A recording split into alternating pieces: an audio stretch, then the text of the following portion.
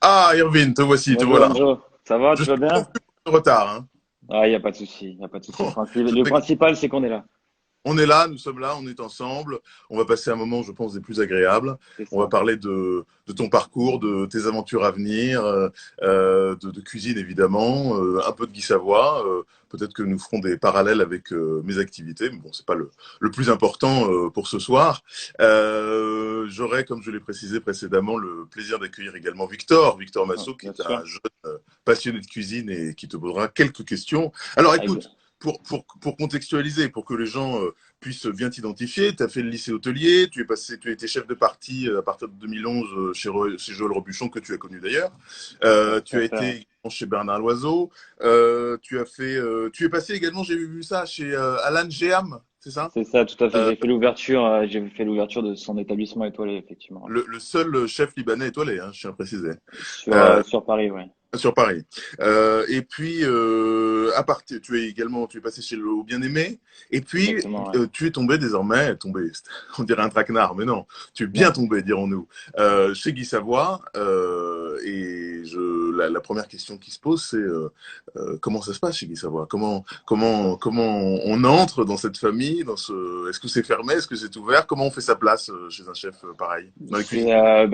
C'est ouvert, c'est ouvert. Après, c'est comme tout. De toute façon, on est sur un métier de passion et Monsieur Savoie est le plus grand des passionnés. Donc, forcément, c'est lui qui est venu à moi. C'est pas moi qui est venu à lui. C'est C'est quand bien quand j'étais. c'est comme ça. Oui, effectivement, ouais, j'ai eu de la chance sur ce point-ci. Ouais. Donc, à la base, en fait, c'est qu'il m'avait appelé pour venir le seconder avec les autres seconds sur la Monnaie de Paris. Mhm. Et donc, c'était extraordinaire. Une possibilité comme ça dans un tel établissement et pour un tel nom, c'est juste génial. Et en plus, j'aimais beaucoup, en fait, la façon de voir les choses qu'a Monsieur Savoie, parce que c'est quelqu'un qui est un homme qui est extraordinaire, qui est ouvert, qui est vraiment passionné, qui est là avec son équipe, qui est là tous les jours, qui est quelque chose qu'on voit peut-être pas toujours et à son âge, être là tous les jours autant présent et aussi présent dans sa cuisine, c'est quelque chose quand même, moi, que je trouve remarquable. C'est prodigieux, absolument. Et puis, alors, comment tu as fait tes gammes chez lui? Tu es d'abord passé par la monnaie. C'est Euh, ça, ouais. Tu étais chef de parti, c'est ça? Non, non, non, seconde Pas encore. directement. Non, non, non, non, seconde directement. Non, non, D'accord. seconde Ah, directement, en fait. Je suis passé au début aussi par les maisons Baumanière, au tout début de ma carrière. Et après, effectivement, j'ai voulu voir, en fait, je m'étais dit, je voulais faire une étoile, deux étoiles et après un trois étoiles pour voir, en fait, euh, comment distinguer exactement pourquoi c'est une étoile, pourquoi c'est un deux étoiles et pourquoi c'est un trois étoiles. Et donc, c'est pour ça, là, où j'ai commencé dans le sud de la France. Et après, je suis venu sur Paris, donc chez Monsieur Robuchon en tant que chef de parti et qui était deux étoiles. Et après, j'ai rejoint le groupe Bernard Loiseau où j'ai eu la oui. chance qu'il m'appelle pour les rejoindre qui était trois étoiles à ce moment-là. Donc, c'était la possibilité de voir ce qu'était un trois étoiles. Et donc, c'était juste top aussi parce que la Maison Loiseau, un peu, c'est un peu dans la même mentalité que Monsieur Savoie. C'est là où je comprends pourquoi ils étaient très amis. C'est exactement la même mentalité. C'est une maison quand même familiale, tout en, bien sûr, on est dans le respect, dans le travail, mais ça reste toujours vraiment dans le respect. Et ça, c'est quelque chose de très important pour moi. Et donc après Monsieur Loiseau, donc j'étais au Bien-Aimé où j'étais directeur et chef de cet établissement. Et j'ai fait un court passage chez Monsieur Aleno Oui, aussi, au oui. pavillon Les Doyens, oui, tout à fait. Et après, oui, en fait, Alain Gia m'avait proposé de faire une ouverture d'un restaurant gastronomique pour essayer d'aller chercher une étoile au guide Michelin. Et on a eu la chance de faire cette ouverture et d'avoir cette étoile au bout de 9 mois après l'ouverture. Formidable, ça. Quand ça se passe Voilà. comme ça, c'est vraiment extraordinaire, hein. C'est ça, et c'est ça. Et après un an et demi après cette étoile, Monsieur Savoie m'a proposé de rejoindre Serran en tant que second à la Monnaie pour aider à la création des plats avec lui. Donc Mhm. je trouvais que c'était juste extraordinaire et pouvoir aider Monsieur Savoie à créer. Donc c'était plus moi qui allais apprendre de Monsieur Savoie au final, mais c'était juste extraordinaire. Bah, Et c'est écoute, là où en fait j'ai fait un an et demi avec lui à la Monnaie de Paris et c'est là où il m'a proposé en fait de devenir chef de son établissement, le Chiberta, où on a une étoile au guide Michelin. oui, je me suis posé une question toute bête d'ailleurs, ça veut dire quoi Chiberta? Et j'ai vu que c'était un gâteau basque. C'est un gâteau basque où c'était un club. Nous, on a gardé le même nom en fait de cet établissement, mais ça va, n'a Mhm. pas changé de nom. Et à la base, oui, effectivement, c'était un club privé de golf basque où en fait certaines célébrités à l'époque venaient manger ou boire un verre. Mhm. D'accord. Et qu'est-ce qui caractérise le chef que tu es devenu, Yavin? Comment me caractériser? Je dirais que je suis quelqu'un qui est beaucoup dans l'humain, où Mhm. j'aime vraiment le partage avec mes équipes. C'est quelque chose que je trouve très très important. Et après, c'est surtout dans le produit. J'aime beaucoup le produit, j'aime beaucoup le partage avec que ce soit mes équipes, que ce soit aussi mon boucher. En fait, ce qui est assez drôle, c'est qu'en fait, petit à petit, au fur et à mesure des années, tous mes fournisseurs sont devenus des amis très proches parce que forcément, en fait, on parle la même langue, on parle la même langue, on est amoureux de ce qu'on fait, donc forcément, De toute façon, la cuisine, c'est une langue universelle. c'est ça exactement. Donc, et puis je sais que, tu vois, j'ai marqué parce que malgré tout, parfois je me fais des petites fiches sur les gens que je vais accueillir. Donc, forcément, j'ai marqué mot maître, un peu partage, et puis aussi Partage, ouais. traçabilité du produit. Ça, c'est très important. Tu aimes savoir la provenance, tout simplement. Exactement, et j'aime bien, ouais, effectivement, j'aime bien travailler des produits. Je fais en sorte d'être de plus en plus présent entre guillemets avec mes fournisseurs et dans la sélection concrète de mes fournisseurs, parce que Mhm. effectivement, quand on est à Paris, on travaille beaucoup avec Rungis. Donc avec Rungis, même si on sélectionne des produits français, des fois on connaît pas la personne qui m'a fait les carottes ou qui a fait les tomates. Et en fait, c'est là où je me disais que c'était dommage. Et c'est par exemple, le confinement m'a servi à aller me balader un peu dans la France et pouvoir Ah, rencontrer un peu ces gens-là, ouais, mhm. qui sont, Si par exemple, tu as pour quelques plats signatures que tu as, seule meunière, j'ai vu ça. Comment tu prépares seuls. une meunière, tout bêtement? Seule meunière, en fait, j'aime beaucoup retravailler la cuisine française ou reprendre des classiques de la cuisine française et en fait de les amener sur un autre visuel avec une technicité différente, mais tout en gardant où en fait les gens quand ils vont mettre la bouchée, ils vont se dire mais mince, c'est fou, on mange vraiment une seule meunière, mais avec un autre visuel où là par exemple les sols où je lève les filets, on va dire que je les roule en ballotine avec une petite farce fine de sol au milieu et avec où en fait on vient récupérer donc le persil habituellement qu'on vient juste disséminer dessus. Donc là, on vient faire une chlorophylle de persil qu'on vient mettre en dessous. Et en fait, pour retrouver en fait ce côté beurre meunière, en fait, je le mets en viennoise sur le dessus, légèrement citronné. Et à côté, je mets toujours une petite purée de pommes de terre parce qu'on aime beaucoup la gourmandise chez Monsieur Savoie. C'est déjà savoureux, hein. Rien qu'avec tes Ouais, mots, c'est déjà formidable. Est-ce que il y a une phrase que j'aime bien de Paul Claudel, je crois. Il disait que en cuisine comme en littérature, le grand naît du sincère. Est-ce que tu en ouais. penses que Le, le grand nez du sincère. Ouais. C'est tout. Si j'ai bien compris ce que tu es en train de me dire, euh, je dirais que de toute façon, dans la sincérité, dans l'amour, en fait, tout ça revient à l'amour au final pour moi. Et en fait, à partir du moment où on met son amour dans quelque chose, on peut que le réussir. Quand on met sa passion, son amour, on ne peut que le réussir. D'ailleurs, sur tes assiettes, on va parler un peu de ton enfance. Comment s'est passé ton enfance? Je sais que tu as une mère qui est artiste peintre, et C'est ça. vu l'endroit où tu t'es situé, c'est de circonstances. Est-ce que tu t'inspires de, je pense que ce n'est pas anodin. Est-ce que tu t'inspires de ce que tu vois, notamment au musée, enfin, lorsqu'ils étaient ouverts, autant jadis. Bien sûr. Voilà, des tableaux que tu vois, est-ce que tu t'inspires de cela pour faire tes assiettes? Je peux m'en inspirer, mais après, non, c'est plus une inspiration, comment dire, intérieure, où en Mhm. fait les choses viennent, en fait avec le temps les choses viennent, et en fait c'est comme, je commence tout par un dessin. Je commence Mhm. tout par un dessin. Toute création que je fais, au début c'est pas de la cuisine. Au début je suis chez moi ou avec mes seconds et je dessine en fait. Je dessine et comme dirait Monsieur Savoie et que j'adore cette phrase, en fait je fais jouer ma papillothèque et en fait je récupère en fait tous les éléments du goût pour en fait faire ma création. Mais au début, tout part d'un dessin. Donc effectivement, j'ai eu une enfance qui était plus qu'heureuse, où Ouais. j'ai toujours très bien mangé. J'ai eu de la chance d'avoir, en fait, j'avais un grand-père qui était pâtissier traiteur. Et quand je rentrais de l'école, je me souviens encore de la galette qui était joliment dessinée, où j'avais vraiment envie de croquer dedans. Et effectivement, même ma mère me faisait des beaux plats, des plats en sauce. Et même encore aujourd'hui, quand je vais chez ma mère, j'ai l'impression que je sais pas cuisiner. C'est, je me dis, c'est dingue. Elle me dit comment elle a fait la recette. Je me dis, mais c'est fou. Moi, je passe 3 heures pour faire quelque chose comme ça. Si je suis même pas sûr que c'est ce goût. Mhm. Mais c'est On là où c'est est un génial. peu magicien lorsqu'on est cuisinier. Lorsqu'on J'ai mal entendu, excuse-moi. on est un peu magicien, un peu sorcier lorsqu'on est artisan du goût comme toi, lorsqu'on fait des créations. Parce que moi, tu sais, il y a une chose, je vais te confier une chose là. Je crois on omet trop souvent de préciser et d'ailleurs on n'en parle pas parce qu'elle n'est pas visible, ce qu'on voit c'est l'assiette, mais toute la partie création d'un chef est Ouais, vraiment un créateur à part entière lorsque, voilà, on peut l'affubler du nom de chef, Ouais, véritablement. bien sûr. Et il y a tout. Je sais que Pierre Hermé, par exemple, aussi, fait comme toi, il dessine également ses Ouais. pâtisseries. Il donne des dessins très graphiques et très élégants, très esthétiques. Et donc, toi aussi, tu passes par ce processus ça mature, ça cogite, ça mijote, si je puis Pas dire. forcément. Moi, Non? j'avoue que pas forcément. Ça vient en fait. En fait, je vais paraître peut-être bizarre quand je vais dire ça, mais quand j'étais plus jeune, je m'enfermais entre guillemets dans les chambres froides de légumes.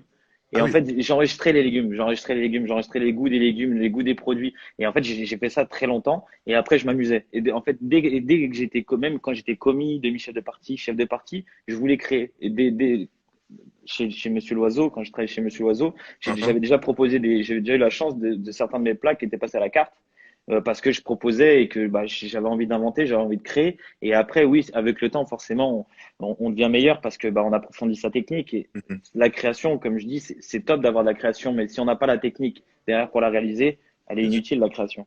Le savoir-faire. Le C'est savoir. ça. Ça, c'est essentiel. Je sais que tu es quelqu'un de très technique. On en a déjà parlé au téléphone et que tu as le souci du détail. Le détail fait la perfection, mais la perfection n'est pas un détail, comme disait Paul Valéry. Mais voilà, dans une assiette, toi, c'est militaire. J'aime bien, j'aime bien en fait bah, c'est pas une symétrie parce que des fois ça peut partir dans tout et n'importe quoi, on peut dire ça comme ça, mais non, c'est l'assemblage en fait, l'assemblage. Bah, là, on revient sur un tableau pour moi. En fait, Mhm. on se rend pas compte, mais petit à petit, en fait, on est en train de créer notre œuvre et en fait, on rajoute nos éléments petit à petit comme on rajouterait une peinture sur une toile. Mais c'est comme ça que ça vient. C'est effectivement j'aime la technicité parce que je suis quelqu'un d'assez perfectionniste avec moi-même et D'accord. donc forcément mes assiettes me ressemblent forcément. Mais c'est quelque chose oui que je trouve important, ouais, que je trouve important. Tu n'as jamais songé à avoir ta propre enseigne, ton propre restaurant? Pour le moment non. Pour le moment non. J'y ai pensé. J'y ai pensé en fait juste avant que Monsieur Savoie m'appelle. En fait, Ah, pour être le plus honnête, juste avant que Monsieur Savoie m'appelle, avec mon épouse, on mhm, pensait partir sur Marseille et ouvrir un restaurant à Marseille. mhm. Et j'étais en train de faire tous les bilans, en train de tout créer pour l'établissement. On était parti un petit peu à Marseille pour voir un peu dans les quartiers dans lesquels on pourrait acheter un établissement. Et j'ai Monsieur Savoie qui m'a appelé. Et ben là j'ai mis les projets de côté. Je me suis dit quelque chose comme ça se refuse pas. Le hasard a du talent. Franchement, c'est formidable. Et alors, comment il t'a repéré? Il te l'a dit, ça? C'est un journaliste en fait qui me connaissait et ils ont déjeuné ensemble et Monsieur Savoie cherchait un jeune qui aimait la création et qui avait envie d'avancer et donc le journaliste a parlé de moi et on s'est mis en contact. Monsieur Savoie avait regardé un petit peu ce que je faisais avant, bah, chez Alan Jam où je créais les cartes et en fait je trouvais ça super intéressant et c'est là où on en est venu à travailler ensemble Tout simplement. tout simplement. Au Chiberta, aujourd'hui, alors tu sers une cuisine gastronomique. D'ailleurs, est-ce que tu pourrais m'éclairer tes lumières? Comment on peut différencier, si je puis dire, le gastronomique du bistronomique? Quelles sont les exigences? Alors, je sais qu'il faut une harmonie entre le contenant et le contenu, un savoir-faire peut-être aussi Je pense que chirurgical. ça va dans la. Après, il y a certains restaurants gastronomiques qui n'ont pas forcément envie d'être d'un restaurant gastronomique aussi. Il y a ça aussi. Et Et qui... qui pourraient l'être, qui ont Mhm, le talent. En tout cas, j'ai des amis chefs de restaurants gastronomiques qui ont largement le talent d'être dans des restaurants gastronomiques. mhm. Mais après, nous, on va dire on va peut-être plus loin. On va peut-être plus loin dans la recherche vraiment du produit et du goût. On va vraiment plus loin dans la recherche du. Et c'est là où peut-être la technique rentre en compte. D'accord, d'accord. Voilà, mais. Après, je dirais, ouais, c'est la technique, le goût et je pense le nombre d'heures passées à créer les plats et à essayer de les reproduire d'une façon parfaite. Je pense qu'il y a le goût, la création, bah, suivre les saisons. Après, certains restaurants gastronomiques suivent les saisons mais je dirais que c'est ça, ouais. La saison, ça compte beaucoup pour Monsieur Savoir. Ça compte énormément, ouais. Il a Ça même compte fait un énormément. page là sur les soupes C'est qui ça, va. avec mon ami Alexis Voisenet, ouais. Oui, c'est ça, hein. Mm. Euh, Toi d'ailleurs, tu me parlais, on parlait de la provenance des produits. Comment tu sélectionnes tes produits? Ça, bah, je les sélectionne en fonction déjà de la saison, parce que après, en fait, je fais des cartes. En fait, on va dire, je fais 4 cartes posées par an en fonction des saisons, qui sont plus petites, où je sais que c'est des produits qui vont tenir une saison. Et Mhm. après, en fait, je joue avec des suggestions sur des produits courts. Par exemple, un cèpe, on ne peut jamais savoir si un cèpe va tenir la saison va tenir un mois et demi. On ne Ouais. sait pas si le premier gel va arriver, il y aura plus de cèpe. Et donc, Mhm. si on laisse sa carte, ça va être compliqué. Il faut tout changer. Donc, je Mhm. préfère en fait jouer avec des saisons stables sur bah, où on est sûr qu'il va y avoir toute la saison se produit. Et après, sur les sujections, là, je m'amuse avec mes équipes à créer des choses. D'accord, ok, ça s'opère de cette façon-là. C'est ça. La, ça fait combien de temps maintenant que tu es au Schuberta? 1 an et demi Un an et presque. demi, ouais, tout à fait. Après, si je suis honnête, j'ai travaillé en service réel, j'ai dû travailler 2 mois et demi parce Ah que oui. bah, on a été ouvert 2 mois et demi en un an et demi. Mhm. Mais ouais, c'est ça, ça fait un an et demi, ouais. Qu'est-ce qui symbolise que symbolise pour toi le temps du repas? Parce que Le moment de partage. C'est un moment, en fait, moi, où en famille, ça a toujours été un moment très important. C'est un moment où en fait, on sent l'amour bah, déjà de la personne qui cuisine. mhm. Et c'est vraiment un partage avec les gens avec qui on est autour de nous. Et c'est un moment de joie. C'est toujours, j'ai toujours apprécié ce moment.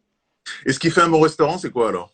Un bon restaurant, je pense, c'est l'osmose. C'est l'osmose et la joie des gens qui y travaillent. Ça y compte énormément, je trouve. Dans un restaurant, quand on vient dans un restaurant et qu'on sent que tout le monde est dans la même osmose, tout le monde est heureux et a envie d'avancer ensemble et content de faire ce qu'il fait, que ce soit une personne qui soit de la salle, qui va aller donner une assiette à un client, s'il aime ce qu'il y a dans l'assiette lui-même et qu'il a envie de le manger, forcément, les clients vont le ressentir.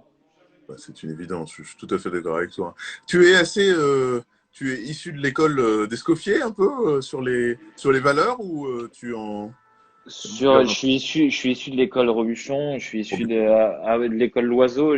C'est plus mes écoles. Moi, les écoles Escoffier, oui, c'est sûr, les Bibles d'Escoffier, on les lit, c'est sûr, parce qu'on a envie d'apprendre. Mais après, aujourd'hui, je me baserai plus sur mon école, sur les écoles Robuchon, sur l'école Bernard Loiseau et maintenant sur une très très belle école qui est l'école Guy Savoie.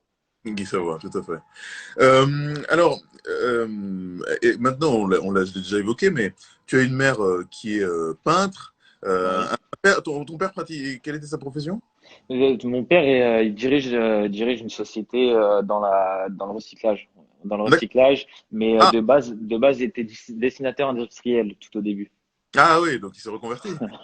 Exactement, Pour avoir exactement. une bonne conscience, peut-être. Non, en tout cas, et d'ailleurs, tu es soucieux, vous êtes soucieux au Chibertab, vous avez une notion écologique forte, due déjà au fait que vous sélectionnez vos produits en fonction des saisons. Je dirais qu'on Euh, avance. Ce serait mentir que dire qu'on est soucieux de tout au niveau de mhm, l'écologie parce que bah, on a encore beaucoup de progrès à faire. On a mhm, encore beaucoup de choses à faire, beaucoup de progrès. Je travaille encore avec des boîtes en plastique, je travaille encore. Donc je pourrais pas dire que je suis à 100% écologique, ce serait mentir. mhm. Mais en tout cas, on essaye d'avancer petit à petit, en tout cas En cours. vers bah, 100%, je ne sais pas, mais en tout cas, on essaye de s'améliorer. Ouais. Mhm, mhm, mhm. Alors écoute, je vais te poser une série de questions. Il faudra essayer de répondre au tac au tac. D'ailleurs, D'accord. je tiens à préciser, mesdames et messieurs, que si vous souhaitez poser des questions à Erwin, n'hésitez surtout pas. Hein, je me ferai un plaisir de lui transmettre si elles sont pertinentes. Alors, quel est ton plat d'enfance? Mon plat d'enfance, Mhm. euh, bah, il y a la galette de mon grand-père. La Oui, galette de mon grand-père. voilà, tout simplement. Ton plus Ouais. beau, J'ai pas entendu, excusez-moi. ton plus beau repas? J'en ai plusieurs. J'en ai plusieurs. Un parmi Là, les. je dirais Alexandre Mazia. Ah oui. Alexandre Mazia, c'était vraiment, j'ai pris une claque. Ton pire repas? C'est logique. Je m'en souviens plus. C'est Sûr. pas bien. Je m'en souviens plus. La plus belle bouteille de vin que tu aies exhumée, cher Erwin? Pétrus 86. Ah, j'étais sûr que c'était un pétrole, je sais pas pourquoi. Hein. J'aurais pu. J'avais goûté ça à Courchevel. Courchevel. Oui, tu as travaillé aussi à la montagne. Oui, tout à fait. Bah, c'était dans les maisons Baumanière, en fait. Il y avait le Strato à Courchevel, il y avait le Sto de Baumanière aussi. Ouais. C'est ça. Le premier restaurant dans lequel tu te rendras au sortir du confinement allégé. Ah, je vais avoir des problèmes avec mes amis hein, si je réponds à cette question. Oh, bah Hmm, écoute, prends hmm. des risques, tu as le goût du risque en tant que chef. Là, actuellement, Oui. il y en a trop. Franchement, c'est compliqué. J'ai trop de noms qui viennent en tête vraiment. Hein. C'est impressionnant. Il y a Pelé, je voudrais vraiment goûter sa cuisine. Christophe Pelé, je voudrais vraiment goûter sa cuisine. Et enfin, avec quelle personnalité défunte ou vivante voudrais-tu déjeuner? Euh,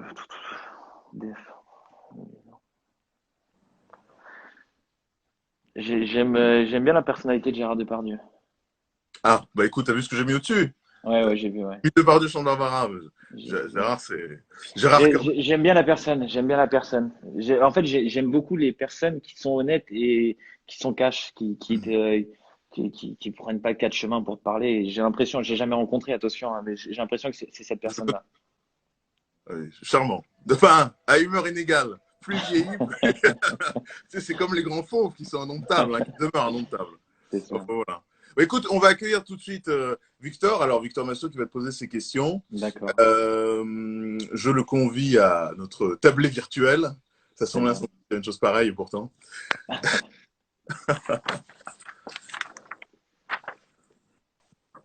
Ah, cher Victor, ça marche cette fois-ci. C'est- Bonsoir Enzo, bonsoir chef. Bonsoir. Comment vas-tu? Salut. Bah écoute, ça va plutôt pas mal. Ah bon, bah écoute, Ça formidable. va un peu mieux. Erwin est tout à toi, il est à ta disposition.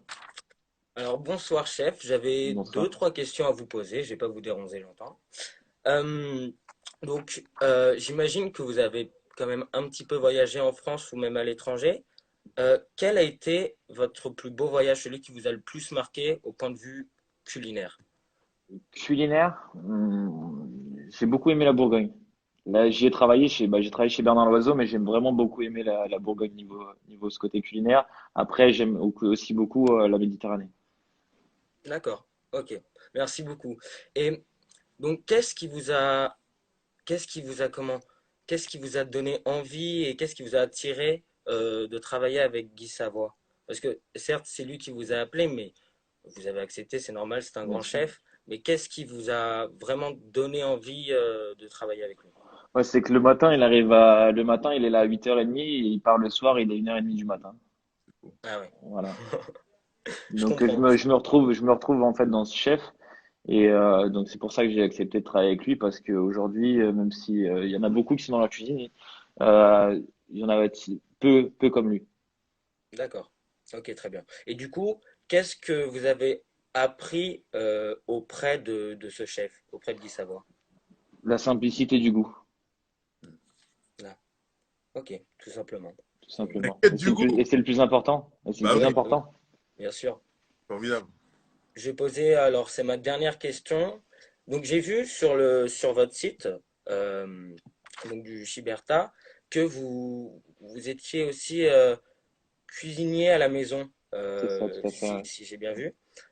Mais qu'est-ce qui vous motive à aller cuisiner pardon, chez les gens? Parce que Bah, à côté. dans cette période-ci, déjà, en fait, on pouvait pas cuisiner dans notre restaurant. Donc, à part Ouais, faire de la vente à emporter, on pouvait pas faire autre chose.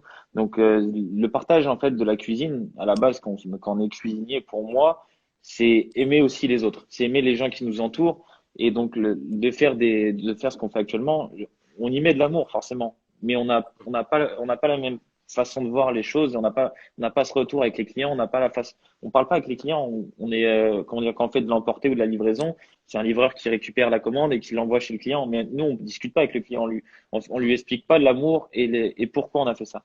d'accord. Donc c'est vraiment ce côté partage convivial C'est que ça, vous tout à aimez. fait, ouais.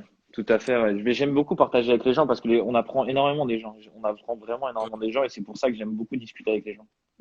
Mais D'accord. en plus, si je peux me permettre, messieurs, hein, je pense que le contact humain ne se contente pas seulement du digital et que on a véritablement besoin. L'homme est Bien sûr, est Bien un, bien sûr. est un sûr, animal qui a besoin de voir ses congénères, même s'il bien les sûr. mérite, même si il se dit misanthrope, mais c'est plus facile de se dire misanthrope en étant accompagné qu'en étant seul. Voilà. Donc, je peux en attester puisqu'on rencontre la même situation dans les milieux du spectacle. Je pense que il y a une forme de frustration, enfin, Bien due sûr. évidemment aux circonstances que vous-même vous avez rencontrées. Je crois que vous avez mis un mois à établir au Chiberta une capacité à faire de la vente à emporter avec des... C'est ça à peu près. Oui. Bah, en fait, on a évolué au fur et à mesure en fait des confinements, on va dire ça comme ça. En fait, arrivé le premier confinement, on ne faisait pas du tout de vente à emporter. Quand on est sorti du premier, qu'on a eu le droit de sortir du premier confinement, on a commencé la vente à emporter, mais on avait commencé sur un menu avec quelques plats signatures de Monsieur Savoie. Et après, en fait, on s'est dit qu'on avait vraiment envie de partager, continuer à partager là avec nos clients. Et c'est là où on a commencé à faire réellement une carte et à commencer à faire des menus dégustation et à commencer à réellement réfléchir à comment on pourrait réellement donner le plaisir aux gens chez eux. Mhm, c'est ça. Bon, D'accord. bah Victor, c'est tout? Oui, ah, j'avais une petite question parce que j'ai vu aujourd'hui sur YouTube une vidéo de vous en train de faire, si j'ai bien retenu, la chartreuse d'asperges. C'est bien Oui, ça. Et en plus, j'ai tout à vu une fait, belle photo. tout à fait. Vous le proposez sur la carte? Pas emporter, non. Pas emporter parce Non? qu'en fait, je veux aussi faire. bah, ce que vous avez vu, je veux aussi que le client, quand ça arrive chez lui, que ça ressemble aussi à ça. Et Ouais, ouais, ouais, à emporter, bah, en livraison, c'est compliqué. C'est compliqué. ouais, Ça, c'est c'est plus sûr. un plat que je réalise, on va dire, pour quand on est ouvert. Donc, normalement, le 9 juin, en croisant les D'accord. doigts. D'accord. Bon, bah, espérons que j'ai l'occasion de goûter ce plat parce que ça, c'est beau et puis ça a l'air bon en plus. Bah, ce sera dans Il un faut an la parce que faudra attendre un an, par contre, parce que la saison des asperges elle sera Ouais, terminée là. c'est sûr. C'est Non, sûr. écoute, il faudra aller au Chiberta. Je pense que tu pourras éventuellement aspirer à une visite du propriétaire. Je ne m'avance Il pas n'y a pas de trop. souci. Il n'y a pas de Bon, souci. est-ce que d'ailleurs tu peux nous faire visiter un peu le restaurant Bien sûr, rapidement? après, je tiens à dire quand même que là, l'établissement, bah, forcément, Conditions c'est notre, de là, il est reformé en fonction du Tiberta traiteur. Donc là, normalement, vous avez donc l'entrée, vous arrivez ici, donc à l'entrée de l'établissement. Après, ici, c'est notre comptoir habituellement, mais comme là, on peut voir, bah, là, on est en mode traiteur, donc on a Ouais, ouais. toutes les différentes possibilités qu'on a. Habituellement, nous avons une salle là-bas aussi avec un salon. Et après, on a donc Ah, nos- le mur, ce qui le mur m'intéresse, de, ça. voilà. Magnifique. Voilà, et après on a une autre salle dans le fond où bah là je vous y emmène pas parce que Mhm. pour être le plus honnête, actuellement on y met nos cartons pour Et je l'emporter la livraison. comprends tout à Voilà. fait. Bon, bah écoute, Victor, je te remercie pour ces quelques questions posées à Erwin. À très bientôt et puis Ouais. on Bah, se, on se parlera par la suite. Bonne soirée. ouais, Bonne soirée, Victor. bonne soirée à vous. Au revoir et j'étais ravi de vous rencontrer en tout cas. Avec grand plaisir et n'hésite pas à passer au Shiberta, on t'accueillera avec grand plaisir. Bien sûr. Bah, merci beaucoup. À bientôt. Bonne À soirée, à bientôt. bientôt. Au revoir. Alors, tu vas nous assembler, en exclusivité, cher Erwin. C'est ça, tout à fait. En fait, je voulais en fait nous montrer le dessert de la fête des mères. Voilà. Oui. Où en fait, on a réfléchi à un dessert qui représente une fleur. J'aime bien ce dressage. C'est pas moi qui l'ai inventé, ça c'est Mhm. sûr, mais en tout cas, de l'entrée au dessert, où on va réfléchir tout en dressage de fleurs. Donc Mhm. là, on va passer sur donc une tarte où en fait, ça va être une rhubarbe. On a fait une rhubarbe confit à l'hibiscus. Et qu'on va dresser en tarte, mais je me permets de donner le téléphone à mon second. Allons-y, Hop, que tiens, le tourne, second tourne, seconde. tourne. Hop, Waouh. on est bon, Quentin? Donc attends, tiens, on va montrer les éléments. Bonjour, Quentin. Bonjour Quentin. Et il entend pas, c'est vu que j'ai les AirPods. Ah, d'accord. Donc voilà. Donc là on a les hibiscus confits. Oui. Donc là on a une gastrique. Une gastrique, donc c'est vinaigre, eau, hibiscus et sucre. Donc comme une sorte de petit caramel, comme on voit là, d'hibiscus. Une crème pâtissière à l'hibiscus. Mhm. Et donc une compotée de rhubarbe pour aller donc dans le fond de la tarte. Et, euh, et donc Léo, je vais appeler Léo parce que Léo en fait il était avec moi pour concevoir ce dessert, donc c'est pas correct de ma part de pas lui remettre aussi Confiance. cet honneur. Bien Léo. Donc je vous présente Léo qui est en pâtisserie avec moi actuellement. Voilà. Bonjour. Tu t'entends, je te répéterai. Donc donc là pour la tarte, on va commencer par la compotée de rhubarbe. Oui. Donc on va venir mettre dans le fond de la tarte. Avant, pour la tarte, on met toujours un petit peu de crème dans le fond pour maintenir Mhm. la tarte. Donc là, par la suite, on va venir délicatement donc remplir le fond. Donc là, on va être sur un jeu en fait entre le côté sucré, côté acide, parce Mhm. que la rhubarbe c'est quand même de l'acidité, l'hibiscus aussi. C'est là où en fait on s'est amusé en fait avec la gastrique, en fait à jouer entre le sucre et l'acidité pour pas qu'on soit trop sur l'acidité, mais pas qu'on soit trop sur le sucre, parce que plus on avance et moi j'aime le sucre dans les desserts. Oui, tu es à l'âge au maximum. Hein. Oui. Donc là, on met un petit peu de crème juste au milieu, de crème Ouais, pâtissière juste au milieu comme ça, et après vous allez comprendre qu'on va faire le dressage, l'utilité de la crème pâtissière. Bon, ça rajoute surtout beaucoup de gourmandise. bien sûr. Voilà. Et après, on va venir en fait petit à petit. Donc la gastrique, on a une cuillère s'il te plaît. Et donc après, on va venir en fait avec la gastrique en fait légèrement en fait mettre sur donc sur les rhubarbes. En fait, ça va apporter en fait encore un petit peu de peps Merci Loulou. Et en fait, on vient un petit peu napper les. Ah, c'est un beau mélange de couleurs, même si les chromes, c'est très beau. Voilà. Et après, en fait, on va venir commencer le montage Mhm. où, où là, on va petit à petit monter.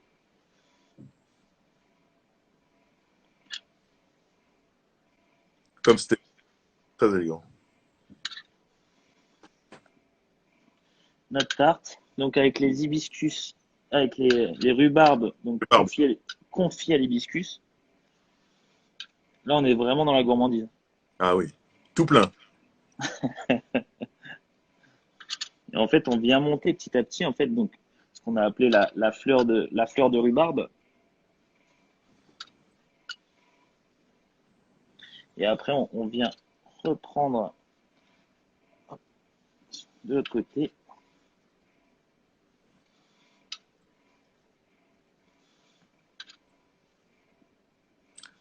C'est paisible de voir des gens travailler. C'est bien. Et nous, ça nous fait du bien.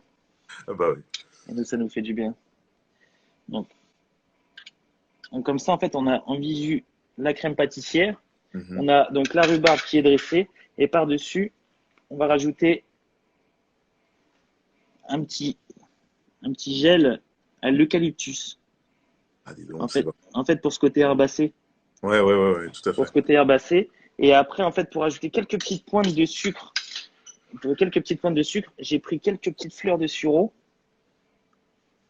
qu'on vient disposer. Et en fait, avec ces petites fleurs de sureau, en fait, ça va juste un petit peu casser l'acidité en rajoutant des petites notes de sucre.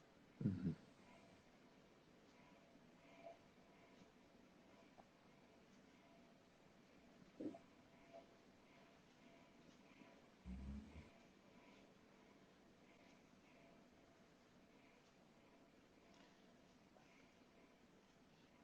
Et après, ce qui est dommage, c'est que tu ne pourras pas la déguster, Enzo. Bien malheureusement, et ça ne s'emporte pas, ça se déguste sur place, je sais bien. Mais écoute, Bah, lorsque... celle-là, elle va être en livraison et emportée, celle-là. Ah bon, tu l'as fait Ah, emporter?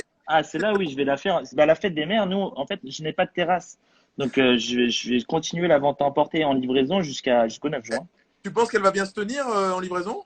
Elle bouge pas. Elle On a bouge. déjà fait les essais. On a déjà fait les essais. En fait, chaque chose qu'on envoie, c'est ce que je disais tout à l'heure, pour vraiment avoir cette qualité arrivée à la maison, on teste tout. En fait, déjà, on teste les cuissons parce que en fait, chaque commande que les gens font, on les teste en fait auparavant nous dans notre four pour voir comment ceci peut arriver. Donc là, tu vois, tu as la tarte, donc la fleur de rhubarbe, hibiscus et eucalyptus. C'est déjà délectable pour les yeux et il y a un côté sensuel, charnel et aussi je pense que ça fera le bonheur de certaines mères, mais pas que, je pense de bien des gens. Franchement, c'est tout à fait magnifique à voir. Et te Ah, voir travailler et l'est d'autant plus. Franchement, c'est très agréable. D'ailleurs, tu vois, et, je n'ai pas parlé, c'est la preuve même que j'étais sous le coup de l'émotion. Et après, là, bah, quand j'ai fait cette tarte, la première personne que j'ai appelée, c'est ma mère. Et Ah bah, bah, voilà. Et j'ai appelé ma mère et je lui ai montré la tarte. Et quand j'ai vu sa réaction, je me suis dit que c'est bon, je pouvais la vendre. Ça allait fonctionner. bingo, bingo. C'est Ah ça, ouais. tout à fait. Eh bien, écoute, Irvine, je te remercie Donc très moi aussi, je te remercie. Je te remercie d'avoir tout d'abord, je ne l'ai pas précisé au début, mais je te remercie d'avoir accepté spontanément et immédiatement ma proposition pour faire ce direct. On ne s'est pourtant jamais rencontré à Boulogne, alors C'est qu'on vrai. habite dans la ville, mais je pense que le temps nous permettra Bien de remédier sûr. à ça. Et Bah, nous, puis, et puis, ça a été vraiment un plaisir de pouvoir de partager ce moment avec toi. Je pense que ça fait plaisir aussi aux personnes qui ont pu regarder ce direct et qui pourront le voir et même le revoir sur mon bien sûr. Et site, sur mon compte aussi, oui. Je la partagerai aussi sur mon compte. Je te laisserai me l'envoyer. naturellement. Voilà, si vous avez des questions, c'est le moment. Sinon, il sera voilà, un gros plan encore sur la tarte rhubarbe, rhubarbe hibiscus. Ah, parce que j'ai vu que la ferme de Kiwi est arrivée à la fin, donc je voulais quand même lui montrer Oui, la petite tarte. ce sont ces produits. Non, non, pas Non, encore, mais il faudrait qu'elle m'appelle. Il faudrait qu'elle m'appelle parce que je sais qu'elle a des très belles fleurs et elle a de très belles salades aussi. et ben placement de produits en plus pour la ferme alors. C'est ça, tout à fait.